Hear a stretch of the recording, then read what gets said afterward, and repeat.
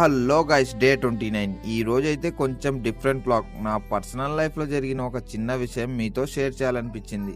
మరి మీకు కూడా తెలిసే ఉంటుంది, బిజినెస్ ఎప్పుడూ ఒకేలా ఉండదు. కొన్ని రోజులు బాగుంటాయి, కొన్ని రోజులు హార్డ్ గా ఉంటాయి. ఈ మధ్య సడన్ గా మనకి ఒక మనీ ప్రాబ్లం అయితే వచ్చింది. అది దాటుకోవడానికి ఫిక్స్ అయ్యా.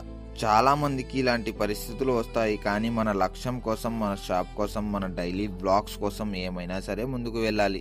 ఇది కూడా ఒక చిన్న స్టెప్ లాంటిదే, పెద్దగా భావించట్లేదు. కష్టాలు వచ్చినప్పుడు మనం ఆగిపోకూడదు అన్నట్టు మన నూర్ మొబైల్ జర్నీ కూడా అస్సలు ఆపేదే లేదు. గత కొన్ని రోజులుగా బిజినెస్ స్లోగా నడిచింది. అదే సమయంలో కొన్ని అవసరాలు ఒకేసారి వచ్చాయి. ఎవరికీ చెప్పుకోలేని టెన్షన్, మనసు నిండా ఒత్తిడి. ఇంట్లో ఉన్న గోల్డ్ అమ్మాలని కాదు, పెట్టాలని కాదు, కానీ ఈ రోజు మొదటిసారి బ్యాంకుకి తీసుకెళ్లి పెట్టాల్సి వచ్చింది.